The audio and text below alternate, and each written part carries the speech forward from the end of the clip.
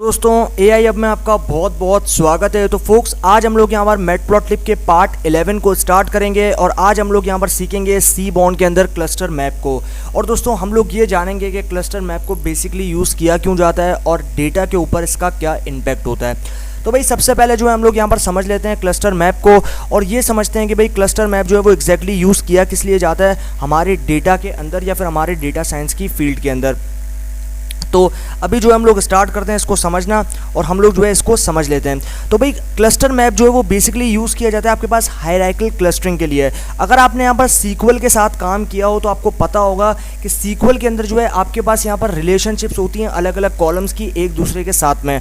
मतलब मान लो अगर पास एक डेटा सेट है और वो डेटा सेट एम्प्लॉयज़ का, तो आपके पास एम्प्लॉयज़ की अलग अलग रिलेशनशिप रहेगी, सैलरी की रिलेशनशिप एम्प्लॉय के साथ होगी। मान लो अगर आपके पास यहाँ पर कंप्लीट और सारी चीज़ें मतलब अगर डॉक्यूमेंटेशन से डिपार्टमेंट्स हैं तो वो सारी चीज़ें जो है वो आपके पास रिलेशनशिप में आ जाएगी। तो ये जो है ये काफ़ी इंपॉर्टेंट चीज़ है और ये हमारे पास डेटा को मतलब हम लोग यहाँ पर क्लस्टर मैप इसलिए बनाते हैं क्योंकि जो हमारा डेटा है वो हमारा डेटा जो है वो यहाँ पर टाइडी फॉर्म में नहीं होता बल्कि अनटाइडी फॉर्म में होता है। तो उसको क्या करना है, उसको हमें ऑर्डर्ड फॉर्म में लेकर आना है। मतलब एक ऐसी रिलेशनशिप बनानी है कि हमें इंटायरली अपने डेटा को जब हम ऑब्जर्व करें तो हमें कोई भी प्रॉब्लम ना हो। मतलब हमारे पास जो है एक कंप्लीट बोलूँगा ना एक कंप्लीट स्ट्रक्चर बन जाए हमारे पास डेटा का। तो अभी मान लो अगर हमारे पास यहाँ पर 5 कॉलम्स हैं तो उन 5 कॉलम्स को हमें इस तरीके से अरेंज करना है, इस तरीके से उसकी क्लस्टरिंग करनी है, इस तरीके से उसको हमें यहाँ पर ऑर्डर के अंदर ऑर्डर वाइज या फिर ऑर्डरली हमें उसको अरेंज करना है। तो हमें ये पता चल सके कि हाँ इस चीज़ का या फिर इस कॉलम का रिलेशनशिप जो है वो इसके साथ में काफ़ी स्ट्रॉन्ग तरीके से बन रहा है। तो इस तरीके से हम लोग जो है यहाँ पर अपने डेटा को एकदम सही तरीके से ऑब्जर्व भी कर पाएंगे और हमारे जो ऑब्जर्वेशंस होंगे वो सारे के सारे यहाँ पर सही होंगे।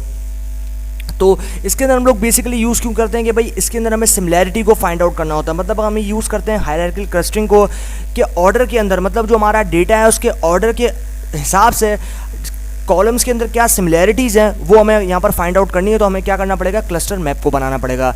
और ये बेसिकली यूज़ किया जाता है हमारे पास जो रॉज होती हैं कॉलम्स होती हैं उसको डिस्प्ले कराना, मतलब उनमें जो सिमिलर कंटेंट है या फिर सिमिलर उसके अंदर जो आपके पास नंबर्स रहेंगे वैल्यूज़ रहेंगी, अगर वो सिमिलर्स हैं तो उनके हिसाब से जो है हमें यहाँ पर अलग अलग कलर्स को डिफाइन करना होता है। तो आप यहाँ देख रहे हो हमारे पास यहाँ पर सिमिलैरिटीज़ है। मतलब आप अगर इस वाले कलर को देखो और इस वाले कलर को देखो तो इन दोनों वैल्यूज़ के बीच में काफ़ी ज़्यादा सिमिलैरिटी है। इसी तरीके से मान लो इस वाले यहाँ पर देखो और इसको देखो तो आपके पास इनमें जो है सिमिलैरिटीज़ बहुत ज़्यादा कम देखने को मिल रही हैं। लेकिन अगर आप इन दोनों बॉक्सेस को देखो, इन दोनों बॉक्सेस से कलर्स को देखो तो आप जो है इनको ईजिली यहाँ पर ऑब्जर्व कर पा रहे हो कि हाँ इन दोनों के अंदर जो वैल्यूज़ रहेंगी वो ऑलमोस्ट यहाँ पर सिमिलर रहेंगी या फिर ऑलमोस्ट जो है इनके अंदर कोई ना कोई रिलेशन जो है वो आपस में बन रहा होगा।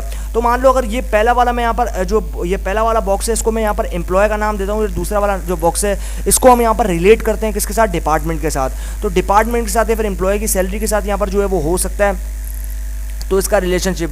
लेकिन अगर मान लो कोई ऐसा आपके पास यहाँ पर पैरामीटर है, मतलब कोई ऐसा कॉलम है जहाँ पर जो रिलेशनशिप है वो रियर केसेस के अंदर जो है वो यहाँ पर बनेगा, अदरवाइज आपके पास बहुत कम चांसेस है कि उसकी रिलेशनशिप बन सके। जैसे मान लो अगर आपके पास यहाँ पर मैं बात करता हूँ एज की, तो एम्प्लॉय की एज, तो एज तो आपके पास मान लो 20 है तो 20 के हिसाब से आपके पास एम्प्लॉय के अंदर जो एजेस होंगी वो बहुत सारी होंगी। हर एम्प्लॉय की एज ऐसा नहीं है कि 20 सारे एम्प्लॉयज़ की एज जो 20 हो सकता है किसी की 35 हो, किसी की 34 हो, किसी की 21 हो। तो इस तरीके से डिफरेंट एजेस जो हैं वेरिएशन आते रहते हैं जिसके अंदर। तो इस तरीके से बेसिकली हम लोग जो है यहाँ पर क्लस्टर मैप है उसको हम लोग यहाँ पर देख पाते हैं। और हम लोग यहाँ पर एक हायरार्की मेंटेन करने के लिए जो है वो यहाँ पर इसको यूज़ करते हैं ऑर्डर के लिहाज से कॉलम्स को जो हम लोग यहाँ पर अलाइन करते हैं, उसके बाद में उनके रिलेशनशिप को यहाँ पर जोड़ते हैं एक दूसरे कॉलम के साथ में। तो यार ये एक बेसिक सी हमारे पास जो है यहाँ पर हो गई एक मैं बोलूँगा अंडरस्टैंडिंग इस क्लस्टर मैप के बारे में। अभी जो है हम लोग इसको समझते हैं।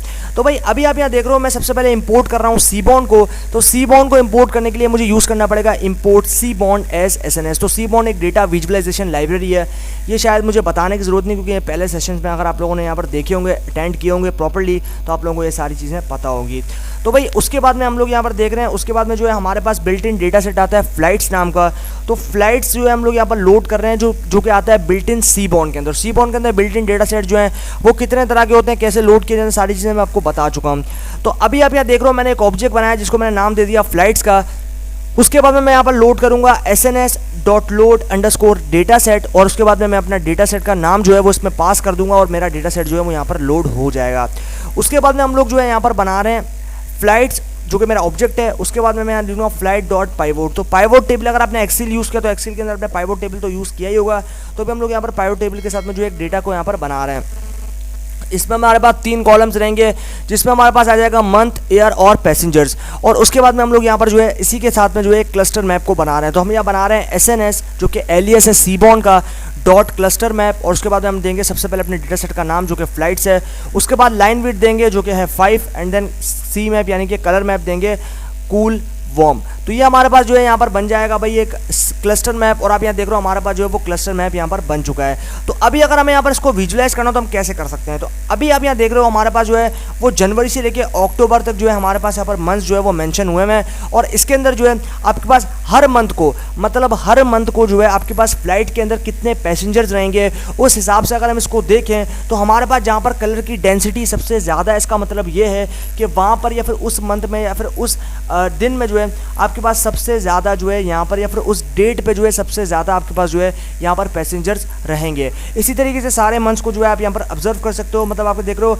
यहाँ पर सबसे जो डेंसिटी है वो ज़्यादा है। उसके बाद जैसे जैसे आप आगे बढ़ रहे हो वैसे वैसे जो डेंसिटी है वो यहाँ पर लाइट होती जाए, मतलब ट्रांसपेरेंसी जो है वो यहाँ पर बढ़ती जा रही है।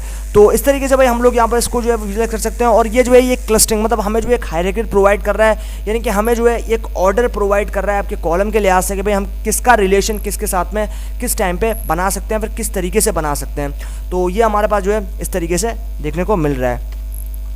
उसके बाद में हम यहाँ पे आते हैं। तो भाई यहाँ पे हमारे पास जो है वर्टिकल यहाँ पर जो है हमारे पास एक बन रहा है क्लस्टर मैप। और इसके अंदर जो है हमने यही सारे काम जो है यहाँ पर किए हैं। और इसके अंदर जो है हमने यहाँ पर जो है एक नई चीज़ को यहाँ पर ऐड किया। तो हमने सबसे पहले ऑब्जेक्ट बनाया फ्लाइट नाम का।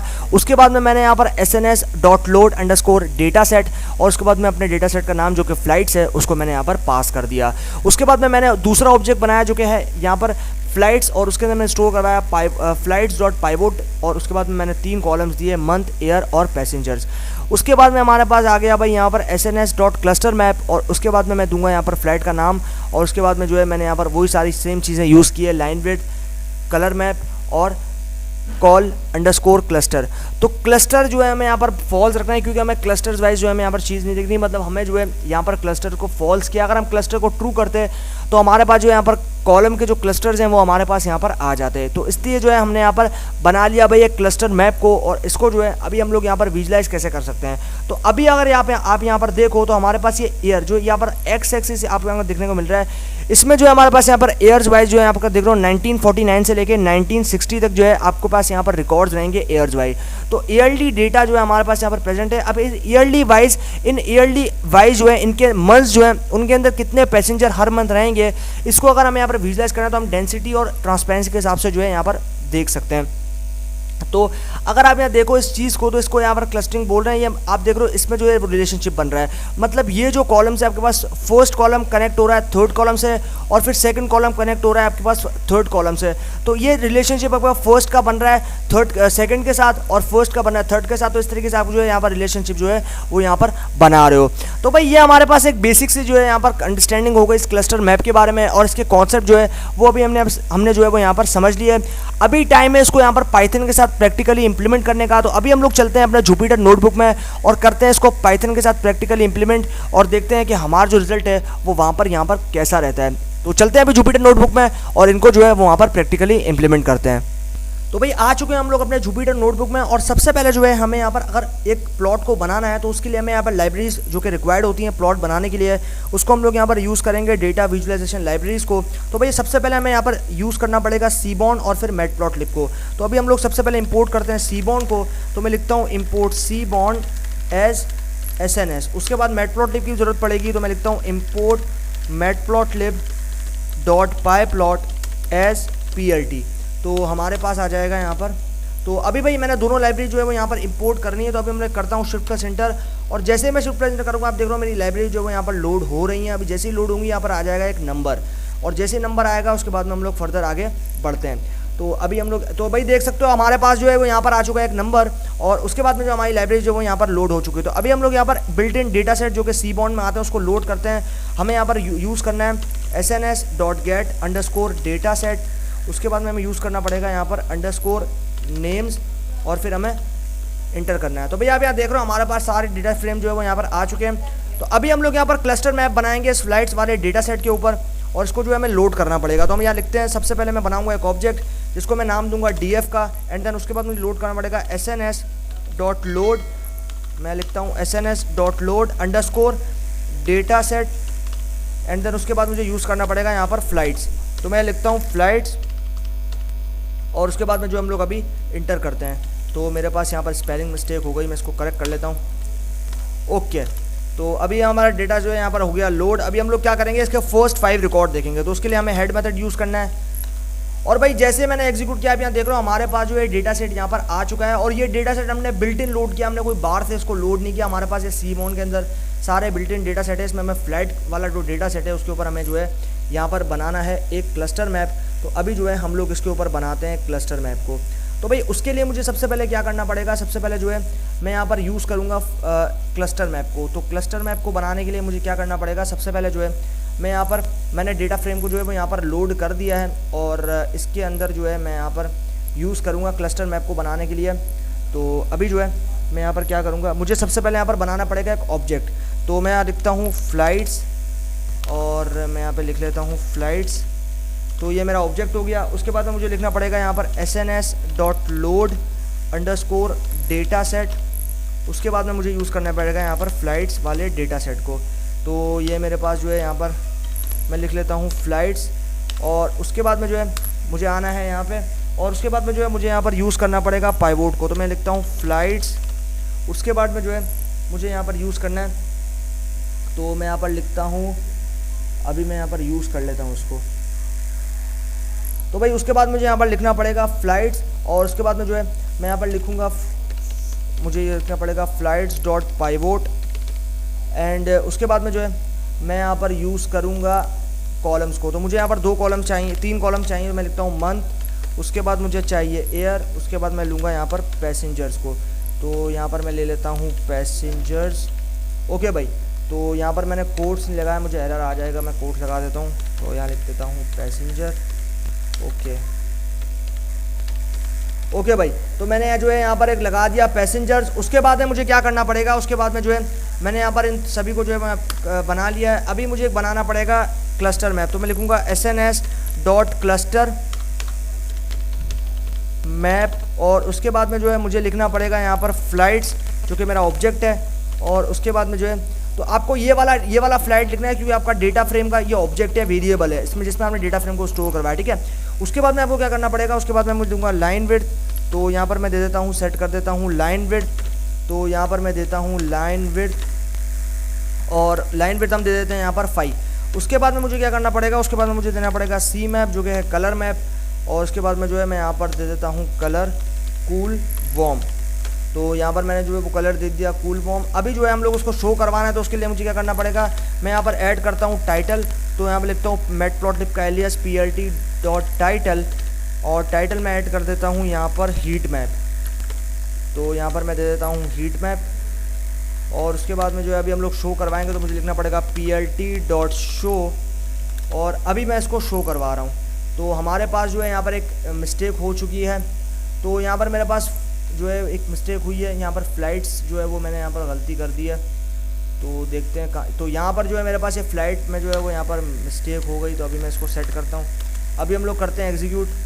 तो भाई जैसे हमने इसको एग्जीक्यूट किया, आप यहाँ देख रहे हो बहुत ही खूबसूरत सा हमारे पास जो है वो यहाँ पर एक हीट मैप जो है वो यहाँ पर आ चुका है। तो अगर अभी आप इसको यहाँ पर देखो, तो आपको यहाँ पर मालूम चलेगा कि भाई हमारे पास जो है यहाँ पर वैल्यूज़ रहेंगी 200 से लेके 600 तक।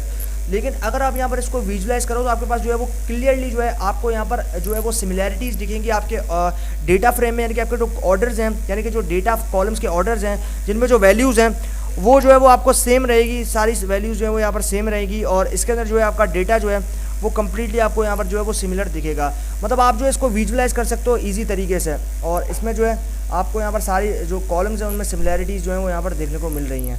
तो ये जो डेटा है भाई हमें यहाँ पर कंप्लीट जो है वो इन्फॉर्मेशन प्रोवाइड कर रहा है। मतलब आपको यहाँ पर अगर देखो तो आपके पास यहाँ पर कंप्लीट मंथ रहेंगे। आप यहाँ देख रहे हो आपके पास जो है वो जनवरी से लेकर सितंबर तक जो है मंथ्स हैं, और ये जो आपके पास ईयर्स है तो 1949 से लेके आपके पास जो है वो यहाँ पर शायद से कोई 1956 तक जो है आपके पास जो है वो यहाँ पर ईयर्स रहेंगे। तो हर एक ईयर जो है आप यहाँ देख रहे हो अलाइन है, हर एक ईयर जो है आपके पास एक ऑर्डर के अंदर अलाइन है। आप ये देख रहे हो 1949, फिर 1950, फिर 1950 यहाँ पर 3 है, फिर 1954, फिर 1951, इस तरीके से आपके पास जो वो सारे यहाँ पर ईयर्स जो हैं वो यहाँ पर दिखाई दे रहे हैं। और किस रिलेशनशिप के साथ, मतलब किस ईयर के साथ कितने ईयर के अंदर कितने मंथ्स हैं और कितने मंथ्स के अंदर आपके पास जो है यहाँ पर कितने वैल्यूज़ रहेंगे और कितने पैसेंजर्स रहेंगे, वो सारी चीज़ें जो है आपको यहाँ पर मिल रही हैं। और ये ऑर्डर जो है आपको यहाँ पर सिमिलैरिटीज़ आपस में कॉलम्स की मिलेंगी, और कॉलम्स की सिमिलैरिटी से जो है आपकी ऑब्जर्वेशन जो है वो काफ़ी ज़्यादा आसान हो जाएगी। मतलब आप जो है वो रिलेशनशिप बना के ईजिली ऑब्जर्व कर पाओगे कि भाई आपका जो कंप्लीट यहाँ पर हीट मैप है उसको आप यहाँ जो है वो किस तरीके से रिलेट कर सकते हो एक कॉलम के साथ या फिर दूसरे कॉलम के साथ। तो ये जो है भाई हमारे पास यहाँ पर हो गया इसको विजुअलाइजेशन। अभी जो है हम लोग यहाँ पर फर्दर जो है एक और यहाँ पर जो है वो हीट मैप को बनाते हैं और उसके साथ में भी जो है हम लोग यहाँ पर डील करते हैं। तो इसी तरीके से जो है भाई हमारे पास यहाँ पर आ जाएगा एक दूसरा वाला। तो उसके लिए बस हमें ज़्यादा कुछ नहीं करना, हमें सिर्फ यहाँ पर करना है कॉल क्लस्टर ऑफ। तो हमें जो है इसी चीज़ को मैं टाइम बचाने के लिए जो है कॉपी कर लेता हूँ यहाँ से, और मैं जो है इसी चीज़ को यहाँ से करता हूँ कॉपी। और अभी जो है हम लोग यहाँ पर आते हैं नीचे और यहाँ पर जो है इसको मैं पेस्ट कर देता हूँ। तो अभी जो है मैंने इसको यहाँ पर पेस्ट कर दिया, और अभी जो है हमें यहाँ पर लेना पड़ेगा एक नया एट्रीब्यूट जिसका नाम मैं यहाँ पर दे दूँगा कॉल, जिसका नाम जो है मैं यहाँ पर दे दूँगा कॉल क्लस्टर। तो मैं यहाँ दे देता हूँ कॉल क्लस्टर। उसके बाद में जो है मैं यहाँ पर दे देता हूँ फॉल्स। तो मैं यहाँ पर फॉल असाइन करता हूँ और अभी मैं यहाँ दे देता हूँ फॉल्स। अभी हम लोग एंटर करते हैं। तो भाई जैसे ही मैंने एंटर किया आप यहाँ देख रहे हो इसका जो शेप है वो थोड़ा सा बदल चुका है। और यहाँ पर आप देख रहे हो पहले मेरे पास जो ये कंप्लीट यहाँ पर क्लस्टर था कॉलम्स का वो कुछ इस तरीके का था, लेकिन अभी मेरे पास यहाँ पर बाकी सब सेम है, सिर्फ ये क्लस्टर जो है मैंने इसको जो है वो यहाँ पर चेंज कर दिया, इसका ओरिएंटेशन मैंने चेंज कर दिया है। तो अगर आप यहाँ पर आप ऑब्जर्व करो तो आपके पास यहाँ पर जनवरी और मतलब जनवरी का रिलेशन यहाँ पर जो है आपके पास यहाँ पर आएगा नवंबर के साथ, और आपके पास जो फरवरी है उसका रिलेशन आपके पास आएगा यहाँ पर नवंबर के साथ। तो इस तरीके से आपके पास जो कॉलम टू कॉलम रिलेशनशिप बनेगी, और ये होगा आपके पास सब रिलेशनशिप। लेकिन अगर मैं बात करता हूँ यहाँ पर सब क्लस्टर से आपके पास मेन क्लस्टर है, तो मेन क्लस्टर आपके पास इन दोनों के रिलेशनशिप को लेके आपके पास आ रहा है यहाँ पे। तो मतलब अगर मैं बात करता हूँ यहाँ पर फरवरी से लेके आपके पास आ रहे हैं यहाँ पर शायद से कोई दिसंबर तक। तो इस तरीके से जो है आप यहाँ पर इस डेंसिटी, तो ये डेंसिटी आप देख रहे हो जैसे जैसे आपके पास बढ़ती जा रही है वैसे वैसे जो है आपके पास यहाँ पर एयर जो है वो यहाँ पर आपके पास देखने को मिल रहे हैं। मतलब 1949 में जो है आपके पास देख रहे हो बहुत ज़्यादा डेंसिटी है। उसके बाद डेंसिटी के हिसाब से रिलेशनशिप आपको अगर एनालाइज करो तो ये काफ़ी अच्छी बात होगी। मतलब ये कि आप जो है यहाँ पर रिलेशनशिप, मतलब जितना स्ट्रॉन्ग आपका डेंसिटी होगा उतनी रिलेशनशिप आपकी जो है वो अच्छी होने का आपके पास पक्का पक्का जो है वो यहाँ पर चांस बन जाता है। तो इस तरीके से जो है हमने यहाँ पर इस चीज़ को जो है वो एनालाइज कर लिया। और आप देख रहे हो यहाँ पर डेंसिटी जो जैसे आप आगे बढ़ रहे हो आपके एयर जो है वो आगे बढ़ रहे हैं, इसका मतलब पैसेंजर्स की जो डेंसिटी है हर मंथ के लिहाज से वो यहाँ पर घटती जा रही है। तो आप यहाँ देख रहे हो आपके पास 1949 में जो डेंसिटी वो काफ़ी ज़्यादा, इसका मतलब 1949 में शायद से आपके पास बात करता हूँ जनवरी वाले मंथ की, तो जनवरी वाले मंथ में आपके पास जो है वो काफ़ी ज़्यादा पैसेंजर रहेंगे। उसके बाद अगर बात करता हूँ ना आपसे यहाँ पर मान लो 1954 की, तो 1954 में आप देख रहे हो डेंसिटी जो है काफ़ी ज़्यादा कम हो गई है किस जुलाई वाले महीने में। मतलब जुलाई वाले महीने में जो पैसेंजर्स हैं उनकी जो आपके पास यहाँ पर कंप्लीट जो आपके पास रिलेशंस होंगे या फिर बेसिकली पैसेंजर्स होंगे वो जो है वो आपके पास यहाँ पर काफ़ी जो है वो कम हो गए हैं। तो इस तरीके से यार हमने यहाँ पर बेसिक तरीके से जो है वो यहाँ पर क्लस्टर को देखा, और क्लस्टर मैप के अंदर जो है हमने यहाँ पर इसको विजुलाइज किया, और हमें ये पता चला है कि क्लस्टर मैप जो है वो बेसिकली हायरार्की मेंटेन करने के लिए जो है वो यूज़ होता है। हम लोग इस हायरार्किकल क्लस्टरिंग जो है वो यूज़ करते हैं। तो हायरार्की अगर हमें मेंटेन करनी है तो हमें जो है यहाँ पर क्लस्टरिंग यूज़ करना पड़ेगा, और हमें जो है क्लस्टरिंग के लिए क्लस्टर मैप जो है हमारे डेटा को ग्रुप या फिर ऑर्डर करने के लिए बेस्ट रहता है। तो फोक्स ये सेशन जो है इसी के साथ फाइनली यहाँ पर होता है एंड, और हमने जो है आज के सेशन के अंदर समझा सी बॉन्ड के अंदर क्लस्टर मैप के कॉन्सेप्ट्स, और उसके बाद पाइथन के साथ उसको प्रैक्टिकली भी इंप्लीमेंट किया, और हमने जो है क्लस्टर मैप्स को सारे जो कॉन्सेप्ट वाइज है वो सारी चीज़ें हमने समझ ली, डेटा के रिलेशनशिप को समझा, और सारी जो चीज़ें हैं वो हमने यहाँ पर कवर कर ली। तो इस तरीके से जो हमारे पास ये सारी चीज़ें जो है यहाँ पर कवर हो गई, और हमने जो है यहाँ पर क्लस्टर मैप को समझा और उसको प्रैक्टिकली भी इंप्लीमेंट किया पाइथन के साथ। तो फोक्स अभी तक इस सेशन के अंदर इतना ही, बाकी सीखेंगे आने वाले सी बॉन्ड के सेशन में। तो तब तक के लिए गुड बाय।